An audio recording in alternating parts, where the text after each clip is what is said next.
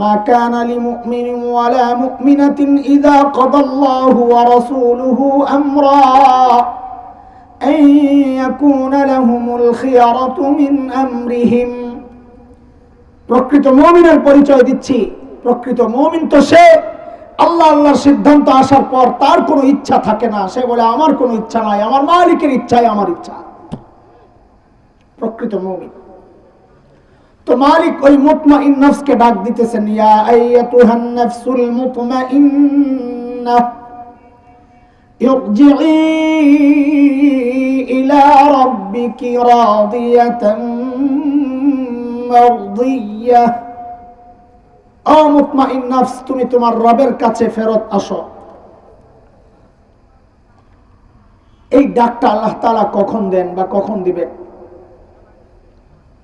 এটা নিয়েও মুফাসসিরদের ভিন্ন ভিন্ন মত আছে। আমাদের হাকিমুল ইসলাম কারি তৈয়ব রহমতুল্লাহি আলাইহি বলেছেন, এই ডাকটা আল্লাহ তাআলা জান্নাতি বান্দার মৃত্যুর সময়ে দিবেন। যখন তার মৃত্যুর সময় ঘনিয়ে আসবে, তো আল্লাহ তাআলা মালাকুল মউতের সাথে জান্নাতের কিছু ফেরেশতাকে পাঠাবেন, যাও আমার মেহমানকে আগায়া নিয়ে আসো। তো হাদিসের কথা, ফেরেশতারা জান কবজ করার জন্য যখন আসবে, হঠাৎ করে আসলে তো বান্দা ভয় পাওয়া যাবে। আল্লাহ তাআলা চান না তার জীবনের এই শেষ মুহূর্তে আল্লাহ তাআলা তার প্রিয় বান্দাকে একটু বিব্রত করতে, এটা আল্লাহ চান না। তো হাদিসের কথা, ফেরেশতারা আসবে, দূর থেকে বান্দা একটা আলো দেখতে পাবে, চমৎকার আলো তার দিকে আগাইতেছে। সে এক নজরে তাকায়া থাকবে, আরে কি সুন্দর আলো, মাশাআল্লাহ, কি চমৎকার দেখতে, চোখ ফেরানো দেয়, তাকায়াই থাকে।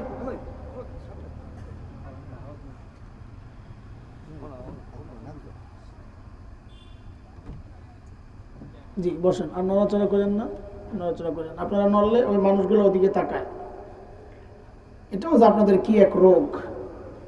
কথা বলতেছি আমি, তাকায়া থাকেন ওদিকে কেন? এই মানুষগুলোকে জীবনে দেখেন নাই আপনারা? আসমান থেকে মাত্র আসছে। এটা বড় খারাপ জিনিস। এটা কোরআনকেও, এটা আমি আমার এটা কিবির মনে করেন না, আমি কোনো ব্যাপার না, আমি কোনো ফ্যাক্ট না, আমি তো কোরআনের কথা বলতেছি। কোরআনের কথা মনোযোগ দিয়ে না শুনলে আল্লাহর গজব আসতে পারে। কোরআনের কথা, ফাইযা কুরিআল কুরআন ফাসতামিউ লাহু ওয়া আনসিতু লাআল্লাকুম তুরহামুন। কোরআনের আলোচনা হইলে, কোরআন তিলাওয়াত হইলে চুপচাপ থাকবা, মনোযোগ দিয়ে শুনবা, তাইলে আশা করা যায় রহমত আসবে। তাইলে এর উল্টাটা কি? মনোযোগ না থাকলে গজব আসতে পারে। আমরা বলি না যেহেতু আল্লাহ তাআলার রহমত গজবের উপর জয়ী হয় সবসময়, রহমতের উল্টাটাই যে গজব, এটা বলি না, কিন্তু সম্ভাবনা তো উড়াইয়া দেওয়া যায় না। এই জন্য দিনই আলোচনা হলে পুরোপুরি মনোযোগ দিয়ে শোনা, না হয় এই দিনের এই কথাগুলোকে আমি অবমূল্যায়ন করতেছি, এটা কোনো ভালো লক্ষণ না।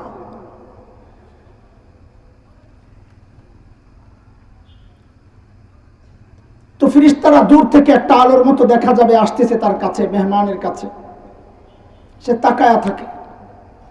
একদম কাছে এসে আসার পর বান্দা দেখে যে মানুষের মতো সুন্দর চেহারাওয়ালা কিছু লোক। তখন ফেরেশতারা ডাকতে থাকেন, বের হও। কি বলে ডাকেন তাও হাদিসে আসছে। ফেরেশতারা ডাকতে থাকেন, ইয়া আইয়াতুহান নাফসুল মুতমাইন্নাহ কানাত ফিল জাসাদিত তাইয়িব উখরুজি ইলা রূহিন ওয়া রাইহান ওয়া রাব্বি গায়রি গাদবান। ও মুতমাইন নফস, এতদিন তো তুমি পবিত্র শরীরের ভেতরেই ছিলা, আজকে বের হও। তাহলে কোথায়? ইলা রাউহিন ওয়া রাইহান, বাগ বাগিচা, জান্নাতের দিকে। এবং তোমার ওই রবের কাছে, যে রব আজকের পর আর কোনোদিন তোমার উপর অসন্তুষ্ট হবেন না। এইভাবে ফেরেশতারা ডাকতে থাকে। কিন্তু সমস্যা হইল, ওই রূহ তো শরীরের ভিতরে লম্বা সময় আছে, তো শরীরের সাথে রূহের একটা মহাব্বত তৈরি হয়েছে একসাথে লম্বা টাইম থাকার কারণে। রূহ বের হতে চাইবে না। তখন ফেরেশতারা আল্লাহকে জানাবেন, আল্লাহ আপনার মেহমান তো আসতে চায় না। কোন কোন নবীর ক্ষেত্রেও এমনটা ঘটেছে।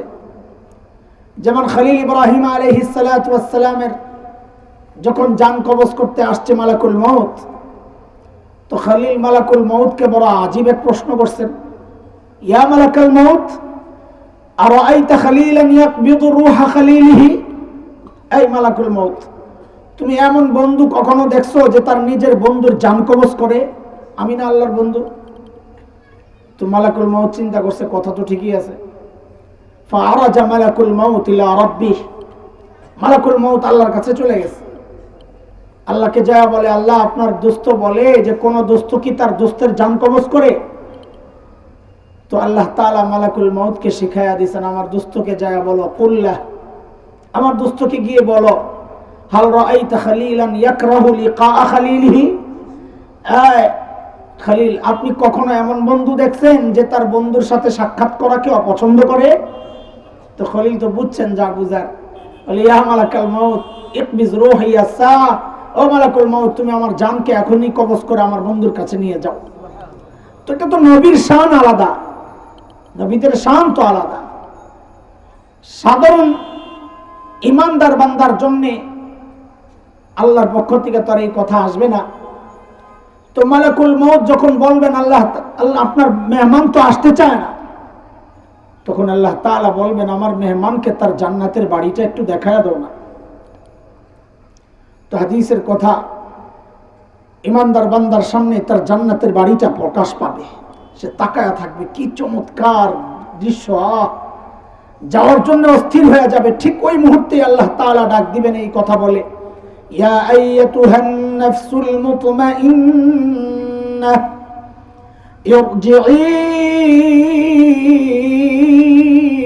ইলা রাব্বিক রাদিয়াতান মারদিয়াহ ফাদখুলি ফি ইবাদি ওয়াদখুলি জান্নাতি। ও মুতমাইন নফস, ইরজিই ইলা রাব্বিক, তুমি তোমার রবের কাছে ফেরত আসো। একটু খেয়াল করলে বুঝবেন, ফেরেশতাদের কথা ছিল উখরুজি, বের হও বের হও। আল্লাহর ডাক যখন আসছে তখন আর বের হও না, আল্লাহ বলছেন ইরজিই, ফেরত আসো। বের হও আর ফেরত আসো পার্থক্য আছে। বের হও তো কেউ নিজের ঘরে আছে, তাকে বলা হচ্ছে ভাই বের হও, তোমার ঘর থেকে বের হও, ও ভাই একটু বাইরে আসেন। আর ইরজিই মানে সে বাইরেই আছে, তাকে তার মূল জায়গায় ফেরত আসতে বলা হচ্ছে, ইরজিই, ফেরত আসো ফেরত আসো। তো যেন বান্দার পক্ষ থেকে প্রশ্ন, আল্লাহ কোথায় ফেরত আসবো? তাইলে কি আমি আমার জায়গা মতো নাই? তো যেন আল্লাহর পক্ষ থেকে জবাব, বান্দা কোথায় ফেরত আসবা? তোমার আসল ঠিকানা ওই যে জান্নাত দেখা যায় ওখানে আসো। ইরজিই ইলা রাব্বিক, তুমি তোমার রবের কাছে ফেরত আসো। কেন? কারণ দুনিয়ায় রাদিয়া, তুমি পরীক্ষা দিয়েছ, আল্লাহর সিদ্ধান্তের সামনে সন্তুষ্ট ছিলা, প্রকৃত মুমিনের পরিচয় তুমি দিয়েছ, পরীক্ষায় তুমি পাস, মারদিয়া, আজকে ফলাফল ঘোষণা হচ্ছে যে মালিকও তোমার উপর রাজি।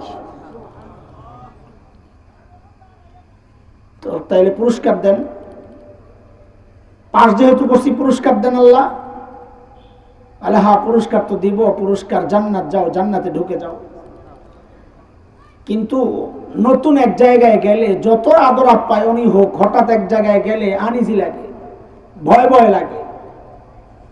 শ্বশুর বাড়িতে জামাইকে কত আদর করে, কথাই তো বলে জামাই আদর। শ্বশুর শাশুড়ি কত আদর করে, এই সবচেয়ে বেশি আদর কে করে? জোরে বলেন। শাশুড়ি না? পোল্ট্রিবাজ ভুলে গেল তাড়াতাড়ি বিয়া কইরাই। ঠিক করে বলো, সবচেয়ে বেশি আদর কে করে? মা। কয় শাশুড়ি আবারও?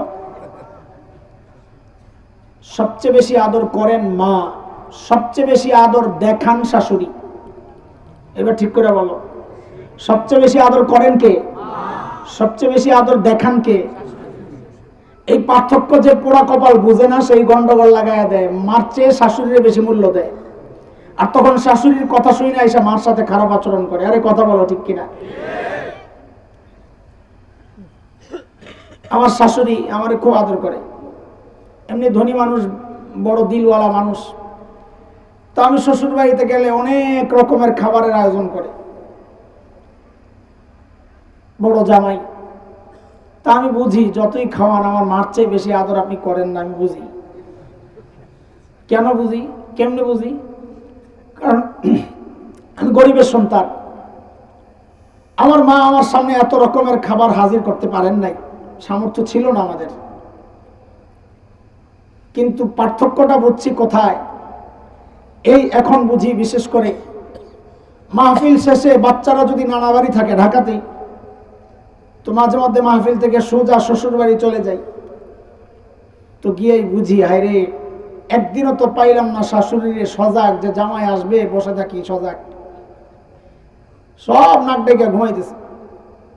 কিন্তু আমার মা যখন জীবিত ছিলেন, যখন ঘরে ঢুকতাম তো যা কি দেখতাম, বিবি ঘুমাইতেছে, বাচ্চারা ঘুমাইতেছে, একজন মানুষ তার রুমে জায়নামাজ বিছায়া বসে আছে। কখনো নামাজ পড়ে, কখনো তাসবিহ পড়ে, কখনো দোয়া করে। তো মাঝে মধ্যে যায়া জড়াই ধরতাম, মা ঘুমান না? তো কি জবাব দিতেন, বাবা বাহিরে তুমি থাকলে আমার ঘুম তো আসে না, যতক্ষণ বাহিরে থাকো ঘুম তো আসে না। এর নাম হইল মা, এর নাম কি? তো এত আদর পায় জামাই শ্বশুর বাড়িতে, তারপরে নতুন জামাই শ্বশুর বাড়িতে যাওয়ার সময় আপনজন ছোট ভাইটাই থাকলে, কাজিন, খালাতো, চাচাতো, ফুফাতো, মামাতো, কাউরে নিয়ে নে ভাই চল, কেমন কেমন লাগে। ঠিক যেন বান্দার ওই অনুভূতিটা আল্লাহ বুঝেছেন যে এত বড় বিশাল জান্নাত একা একা কেমন কেমন লাগতে পারে। তো আল্লাহ বলেন, এই তুই ভয় পাইস না, ফাদখুলি ফি ইবাদি, তুই একা না, আমার আরো স্পেশাল বান্দা আছে, তাদের দলভুক্ত হয়ে এরপর একসাথে সবাই মিলে জান্নাতে চলে যাও। এজন্য দোস্ত আমাদের করণীয় আমার বলা আছে আলোচ্য বিষয়ে, প্রকৃত মুমিনের করণীয় কি। আমাদের প্রত্যেকের জীবনের এইটাই টার্গেট হওয়া উচিত। করণীয় আমার বাড়ি বানানো যেন আমার মাকসাদ না হয়। জিজ্ঞেস করলে বলবে অনেকে, আমার জীবনের একটা মাকসাদ ছেলেটাকে আমেরিকায় পাঠানো, ছেলেটাকে লন্ডন পাঠানো, ডাক্তার বানানো, ইঞ্জিনিয়ার বানানো না।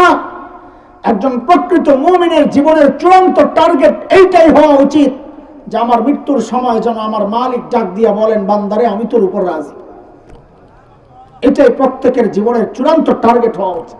দেখেন, কিছুদিন আগেও আমি নিজেই দোয়া করতাম, আল্লাহ সেজদা অবস্থায় মৃত্যু দিও, আল্লাহ তোমার কালামের তিলাওয়াত করা অবস্থায় মৃত্যু দিও, আল্লাহ তওয়াফ করা অবস্থায় মৃত্যু দিও। কাবার গিলাফ ধইরা, কাবার দরজা ধইরা, চৌকাট ধইরা যে কত কাঁদছি এই দোয়া করে করে, আল্লাহ আল্লাহ এই অবস্থায় মৃত্যু দিও। আল্লাহ আল্লাহ জিহাদের ময়দানে এমন মৃত্যু দিও যে আমার লাশটা খুঁজে না পাওয়া যায়, টুকরা টুকরা হইয়া, ছিন্ন বিচ্ছিন্ন হইয়া গোটা ময়দানে ছড়াইয়া ছিটায় থাকে, আল্লাহ এমন মৃত্যু দিও। এই দোয়া করছি কেন?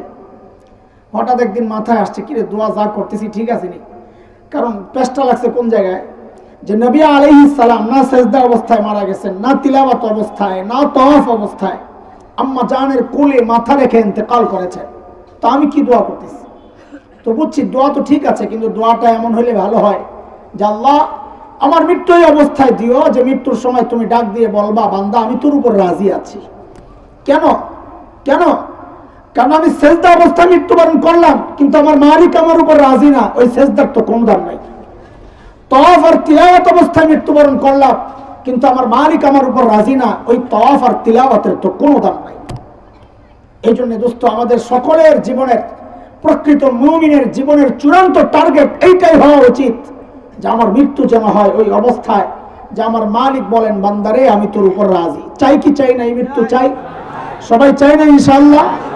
বলি ইনশাআল্লাহ।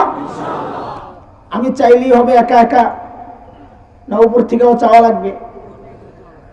বাজারে এক পাগলা লাফাইতেছে আর হাসতেছে, খুশি বাপরে বাপ। তো একজন জিজ্ঞেস করে, কে রে এত খুশি কেন আজকে? বলে, হ্যাঁ ভালো খবর আছে। বলে, কি ভালো খবর আছে? বলে, রাজার মেয়েরে বিয়ে করতেছি। কারে? আরে কথা তো বলেন। রাজার মেয়েরে বিয়ে করতেছি। আরে আগে জানতাম তুই পাগল, এখন এই পাগলেরও মাথা খারাপ।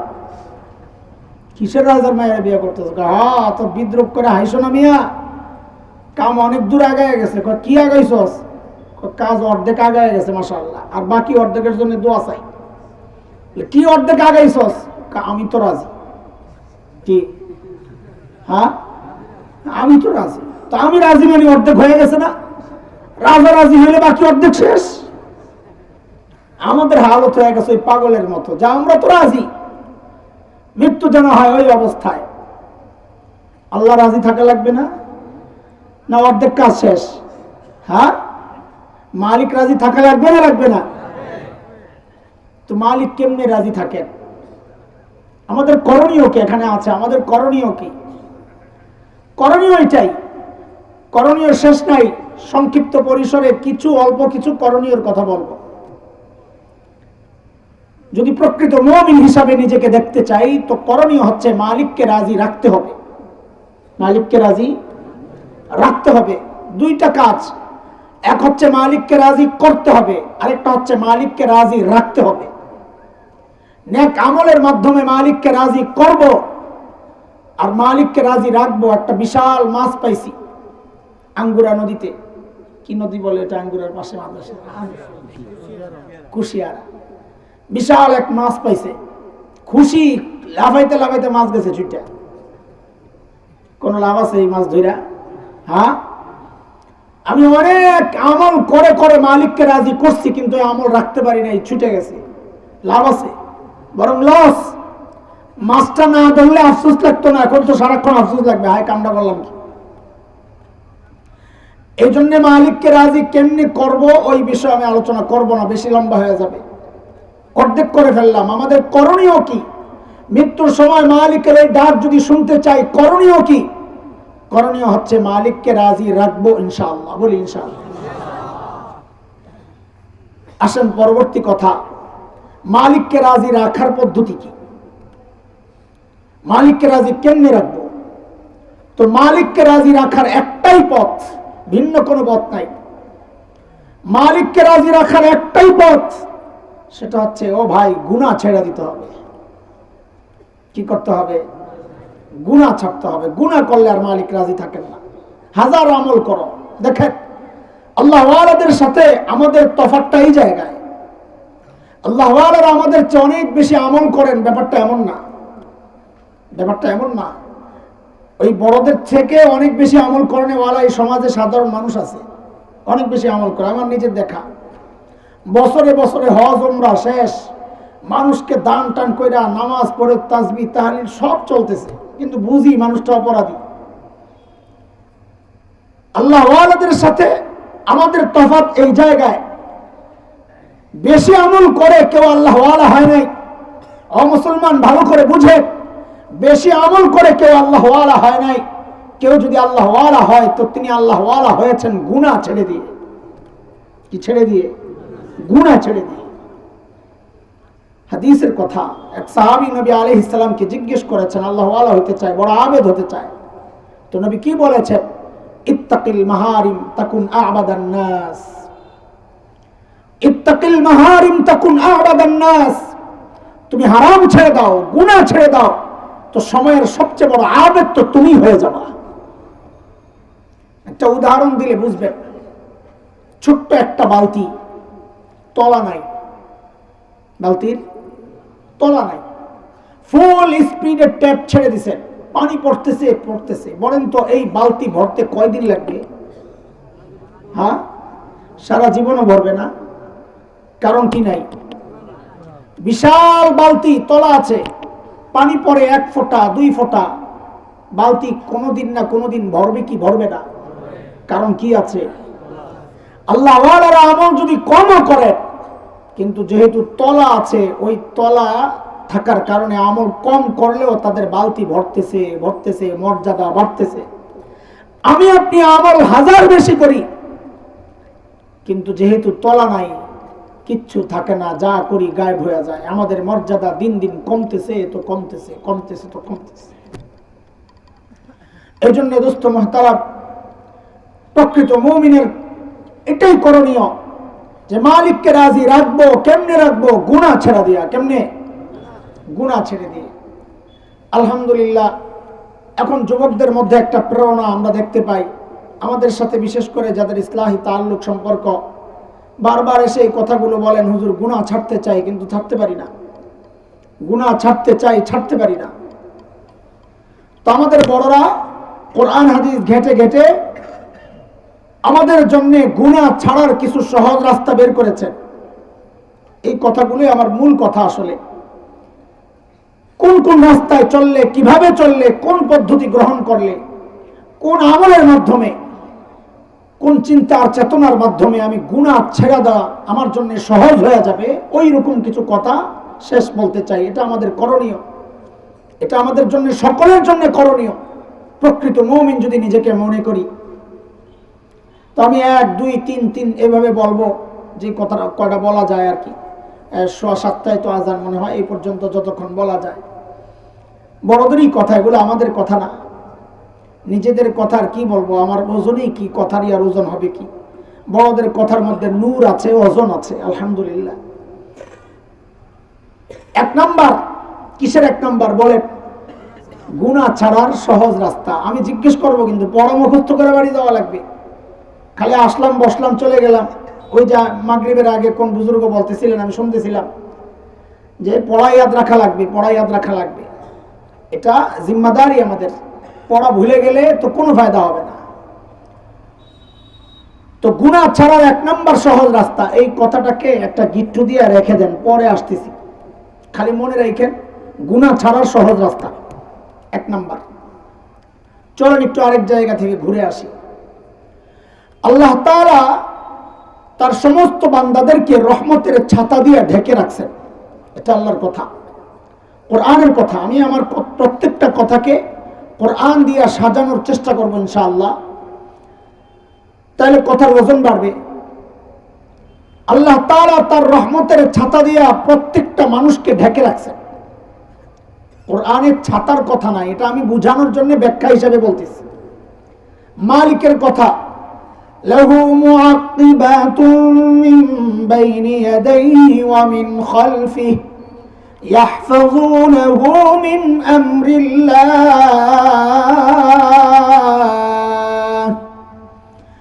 ইন্নাল্লাহা লা ইউগায়্যিরু মা বিকওমিন হাত্তা ইউগায়্যিরু মা বিআনফুসিহিম। আল্লাহ বলেন, ফেরেশতারা নিরাপত্তা দিয়ে রাখছে আমাকে, আপনাকে। কেন? আল্লাহর পক্ষ থেকে নিরাপত্তা ব্যবস্থা। কেন? যেন আমার গায়ে বিপদ না আসে, আমি যেন বিপদে না পড়ি। দুনিয়ার ছাতা দিয়া বৃষ্টি আটকাই, রোদ আটকাই, আল্লাহর রহমতের ছাতা দিয়া আল্লাহ আমাকে, আপনাকে বিপদ থেকে বাঁচাইতেছে। তাইলে আমরা যে বিপদে পড়ি না, পড়ি না? আমি বিপদে পড়ি কি পড়ি না? কেন পড়ি? কই যে ছাতা ফুটা হয়ে গেছে। দুনিয়ার ছাতা ফুটা হইলে বৃষ্টি পড়ে না, রোদ ঢুকে না। তো আল্লাহর রহমতের ছাতা ফুটা হইয়া ওই ফুটা দিয়া বিপদ ঢুকতেছে। ওরে বাপরে বাপ, আল্লাহর রহমতের ছাতা ফুটা করে, এত বড় শক্তি আবার কার? তো আল্লাহ নিজেই বলতেছেন, ইন্নাল্লাহা লা ইউগায়্যিরু মা বিকওমিন হাত্তা ইউগায়্যিরু মা বিআনফুসিহিম। হযরত উলামায়ে কেরাম মুস্তাদরাত তরজমা একরকম করবেন, সাধারণকে বোঝানোর জন্য আমি বলতেছি, যেন আল্লাহ বলতেছেন, আরে বান্দা, ওই ছাতা তো তুই ফুটা করস, তুই নিজে ফুটা করলে আমি করব কি? তো রহমতের ছাতা ফুটা করে কে? আমরা নিজেরাই। ওই ফুটা দিয়া বিপদ ঢুকে। তো একটু মিলায়া মিলায়া বলেন তো, বুঝতে সহজ হবে। বিপদ ঢুকে কি দিয়া? ফুটা দিয়া। বলেন কি দিয়া? বলেন বলেন। হ্যাঁ, বিপদটা কত বড়? বলে ফুটাটা যত বড়। হিসাবটা সোজা না? আরে বলেন, বিপদটা কত বড়? ধরেন ছাতা যদি ছিদ্র হয় তো পানি পড়বে, বলে পানি কত বড়? ছিদ্র যতটুক। তো বিপদ যা আসে, কত বড় বিপদ আসে? ছিদ্র যত বড়। বলেন না? বলে ছিদ্র কত বড়? আবার তোমার গুনাহ যত বড়। কারণ ছিদ্র তো হয় গুনাহ দিয়া। কি দিয়া? ছিদ্র হয় কি দিয়া? রহমতের ছাতা ফুটা হয় কি দিয়া? গুনাহ দিয়া। তো এবার সবগুলো একসাথে মিলাইয়া বলেন, এই বিপদ কত বড়? ফুটা যত বড়। বলে ফুটা কত বড়? গুনাহ যত বড়। আবার বলে বিপদ কত বড়? ফুটা। ফুটা যত বড়। বলে ফুটা কত বড়? গুনাহ যত বড়। তাইলে আমাদের এখন করণীয় কি? করণীয় হচ্ছে ফুটা বন্ধ করা। কি করা? ফুটা বন্ধ করা। বলে ফুটা আবার কেমনে বন্ধ করব? ঠিক আছে, ওইটারও আরেকটা গিট্টু ময়রা রাখেন, চলেন আরেক জায়গায় যাই। আসবো, আপনারা আবার ডরায়েন না, কই কই চলে যেতেছে। এটা জায়গায় আসবো ইনশাআল্লাহ। চলেন আরেক জায়গায় যাই। করোনা চলতেছে, তাই না? বাংলাদেশে আমরা খুব ভালো আছি আলহামদুলিল্লাহ, আল্লাহ শুকর, বলেন আলহামদুলিল্লাহ। করোনার ভয়ে কত জায়গায় মাহফিল করতে দিচ্ছে না। যে এলাকার মানুষ যত ধনী, যেমন আমি ঢাকার ধনী এলাকায় থাকি, ধানমন্ডিতে, তো ওই জায়গার মানুষের মরার ভয়টাও বেশি, টাকা পয়সা বেশি, তো মরার ভয়ও বেশি। কারণ হচ্ছে এত কষ্ট করে কামাইছে, এগুলা খাইয়া যাইতে হইব না। তো কি করে জানেন, মাঝে মধ্যে হাসি, মাস্ক লাগায়, ভালো কথা লাগাও, কিন্তু 3-4টা করে লাগায় টাইট করে, যেন করোনা কোনো চিপাচাপা দিয়ে ঢুকতে না পারে। হাতের মধ্যে গ্লাভস, মাথায় গ্লাভস, টুপি। যেই লোকটাকে সারা জিন্দেগি বুঝাইলাম যে ভাই বিবিরে পর্দা করান, মেয়েরে পর্দা করান, করলো না। আর এখন দেখো আল্লাহর বান্দা নিজেই বোরকা পরে ঘুরে।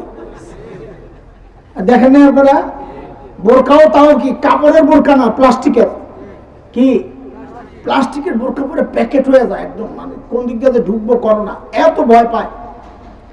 একদিন মামুনুল হক ভাই, আল্লাহ খালিদ সাহেবুল্লাহ আইয়ুবী ভাই, আমরা 3জন এক লাইনে বিমানে বসা, 2জন এক জায়গায়, এক সাইডে একজন।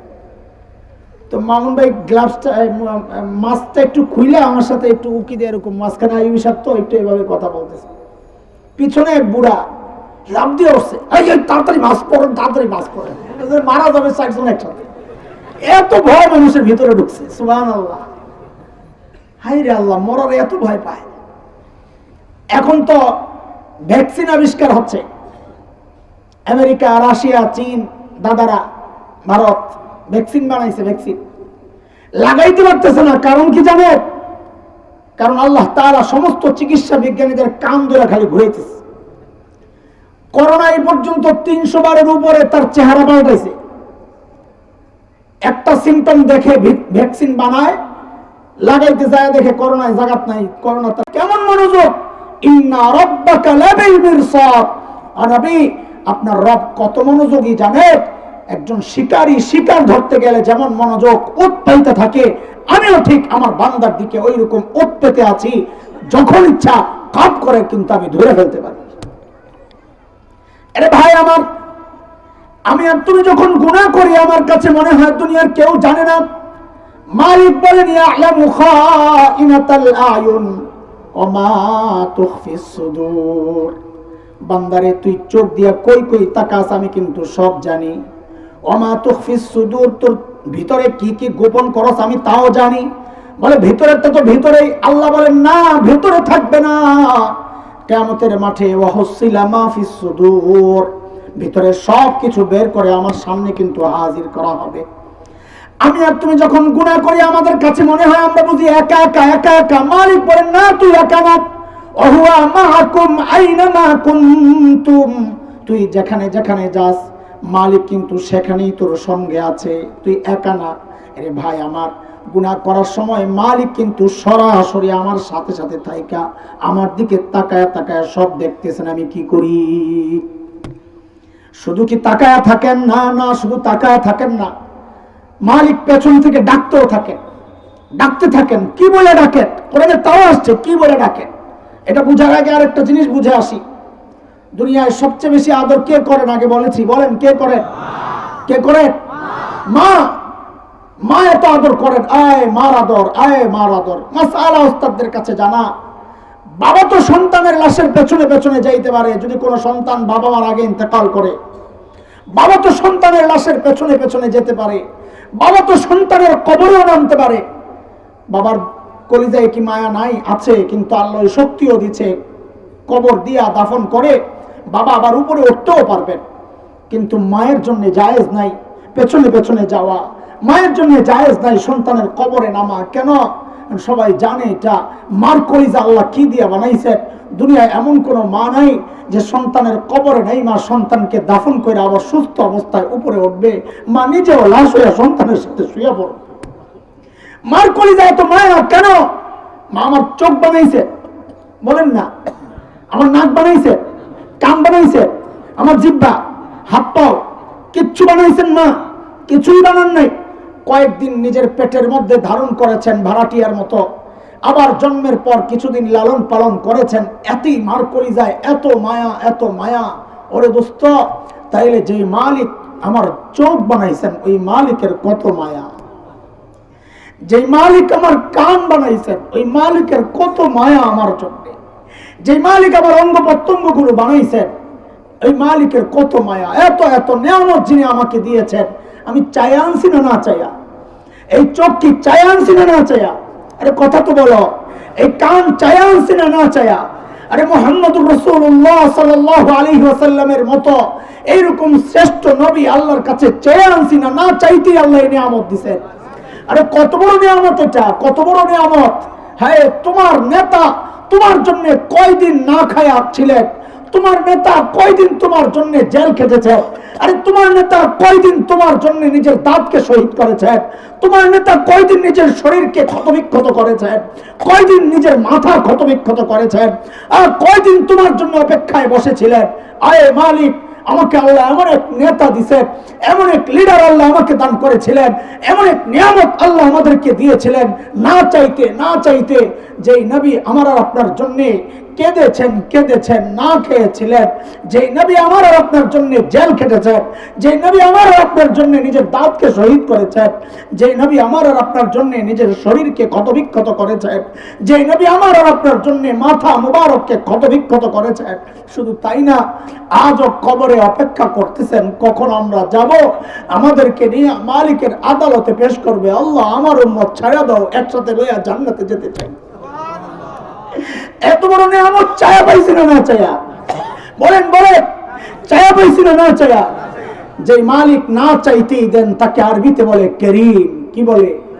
করিম। যিনি না চাইতেই দেন। ঠিক আল্লাহ তাআলা ওই কথাগুলো মনে করায় আমাকে আপনাকে, আমি আর আপনি যখন গুনাহ করি তো আল্লাহ খালি তাকায় থাকেন না, আল্লাহ পেছন থেকে ডাকতে থাকেন। কি বইলা? ইয়া আইয়ুহাল ইনসান মা গররাকা বিরাব্বিকাল কারীম। আয় মানুষ, তুই কেন গুনাহ করতেছস? কেন গুনাহ করতেছস?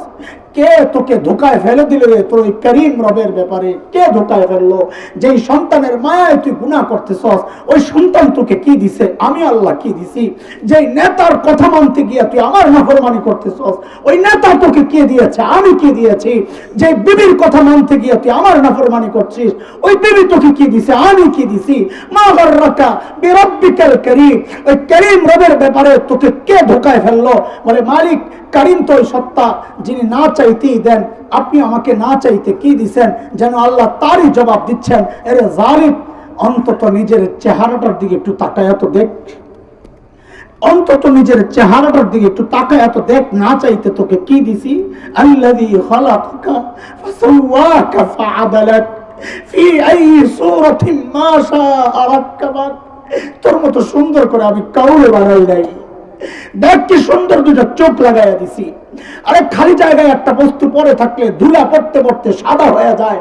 আল্লাহ বলেন তোর চোখটা যখন খোলা থাকে তো ময়লা পড়লে আমি কি করি দেখ, তুই জানোস না? আমি একটু চোখের পানি বের করে দেই, একটা ঝাড়ু লাগাইয়া দিছি, ওই ঝাড়ু দিয়া ওই পানি দিয়া তোর ময়লাটাকে আমি আল্লাহ নিজে পরিষ্কার করে দেই। তুই কি দিছি দেখ।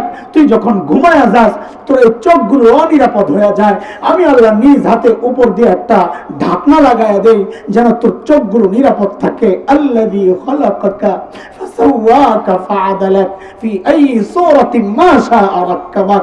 আরে ভাই আমার বন্ধুরা, আমি আর তুমি যখন গুনাহ করি মালিক খালি তাকায় থাকেন না, মালিক পেছন থেকে ডাকতে থাকেন তুই কেন গুনাহ করতেছস? কেন গুনাহ করতেছস? যে চোখ দিয়ে গুনাহ করতেছস ওই চোখ তো তোকে খেলোয়াড়রা দেয় নাই, আমি আল্লাহ দিছি। যে চোখ দিয়ে গুনাহ করতেছস ওই চোখ তো তোকে নায়ক নায়িকা দেয় নাই, আমি আল্লাহ দিয়েছি। যে কান দিয়ে গুনাহ করতেছস ওই কান তো তোকে গায়ক গায়িকা দেয় নাই, আমি আল্লাহ দিছি। তুই আমারে কেন ভুইলা এদের পিছনে ছুটছস? আরে ভাই, গুনাহ করার সময় অন্তত এই কথাগুলো মনে করো তো ইনশাআল্লাহ গুনাহ ছেড়ে দেওয়া সহজ হয়ে যাবে। 4 নাম্বার মালিকের সামনে দাঁড়ানোর ভয় দিলের মধ্যে পোষণ করা, যে যাই করি মালিকের সামনে তো আমাকে দাঁড়াইতে হবে। আরে এই চিন্তা আবু বকর কি পাওয়া পাইছিল? আল্লাহর সামনে দাঁড়াইতে হবে এই ভয়। আবু বকর রাদিয়াল্লাহু আনহু কত বড় মানুষ, কি পাওয়া পাইছে আবু বকরকে এই চিন্তা। নির্জনে দূরে চলে যেতেন আবু বকর, দূরে যায় একা একা যায় চিৎকার করে করে কাঁদতেন আর নিজেকে ধিক্কার দিয়ে দিয়া বলতেন, ইবনা আবি কুহাফা, ও আবু কুহাফার বেটা, তুই মানুষ কেন হইলি? তুই মানুষ কেন হইলি? তুই এখন আল্লাহর সামনে কেমনে দাঁড়াবি? মানুষ না হইলে তার দাঁড়াইতে হইতো না, এখন আল্লাহর সামনে দাঁড়ায় তুই হিসাব কেমনে দিবি?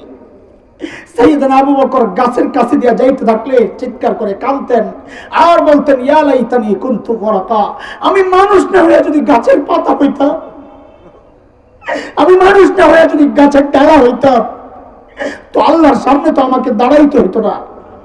এখন দাঁড়ায় কি জবাব দিব? আরে কে বলছেন? কে? আবু বকর, আবু বকর, আবু বকর, যিনি যখন জান্নাতের দিকে আগাবে জান্নাতের প্রত্যেকটা দরজা থেকে ডাক আসবে, ও আবু বকর, আপনি আমার দিয়ে ঢুকেন না, আপনি এদিক দিয়ে ঢুকেন না, আপনি এদিক দিয়ে ঢুকেন না। ওই আবু বকর বলতেছে, হায় মালিকের সামনে কেমনে দাঁড়াবো, অথচ তোমার আমার কোনো চিন্তা নাই, গুনাহ করতেছি। হ্যাঁ, তুমি হয়তো মনে মনে ভাবতেছো, ভাই মনে মনে ভাবতেছো যে আল্লাহ জিজ্ঞেস করলে আমি অস্বীকার করব, আমি গুনাহ করি নাই। বলে সেই সুযোগ তো রাখেন নাই আল্লাহ তাআলা, কারণ আমার আর তোমার প্রত্যেকের সাথে মালিক একটা দুইটা না আটটা সাক্ষী সিসি ক্যামেরা ফিট করে রাখছে। কই যাবা, কই যাবা? 8টা সিসি ক্যামেরা মালিক ফিট করে রাখছে। কয়টা? কয়টা? 8টা। বহু আছে, সাথেই তো লাগো 8টা। এক নাম্বার, যেই জায়গায় দাঁড়ায় আমি আর তুমি গুনাহ করি, মালিকের কাছে ওই জায়গাও তো সাক্ষী দিবে। আল্লাহ আমি সাক্ষী, ইয়াউমা ইযিন তুহাদ্দিসু আখবারাহা বিআন্না রাব্বাকা আওহা লাহা।